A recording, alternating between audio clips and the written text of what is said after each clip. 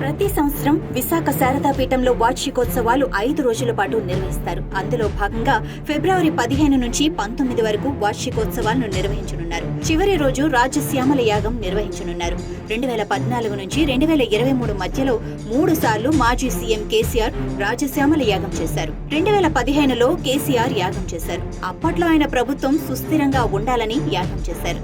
2018లో ముందస్తు ఎన్నికల ముందు మరోసారి రాజశ్యామల యాగం చేశారు. ఈసారి ఆయన విజయవంతంగా రెండోసారి ముఖ్యమంత్రి అయిపోయారు. 2023 నవంబర్లో మూడోసారి రాజశ్యామల యాగం చేశారు.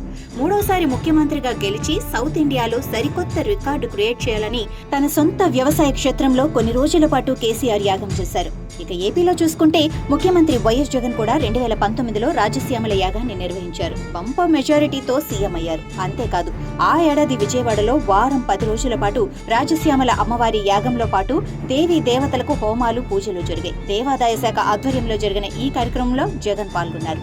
2024లో ఏపీలో ఎన్నికలు జరగబోతున్నాయి. ఫిబ్రవరి 15 నుంచి 19 వరకు జరిగే వార్షికోత్సవాల్లో పాల్గొనాల్సిందిగా శారదాపీఠం ఉత్తరాధికారి స్వాత్మ నరేంద్ర స్వామి సీఎం జగన్ ను కలిసి ఆహ్వాన పత్రం అందించారు. వైసీపీ అధికారంలోకి వచ్చిన తర్వాత సీఎం జగన్ ఈ వార్షికోత్సవ వేడుకలకు హాజరవుతూ వచ్చారు.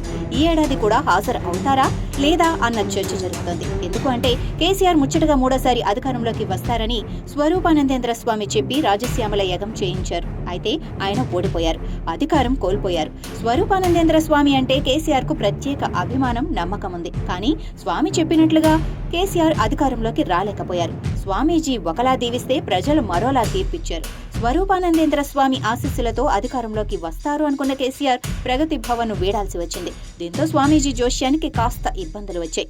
ఈ నేపథ్యంలో రెండోసారి అధికారంలోకి రావాలనుకుంటున్న జగన్ స్వామీజీని నమ్ముతారా? నమ్మితే వార్షికోత్సవ వేడుకలకు హాజరవుతారా? మరోసారి రాజశ్యామల యాగాన్ని జరిపి అధికారాన్ని అందుకోగలరా అన్నది ఏపీలో ఒక చర్చగా ఉంది.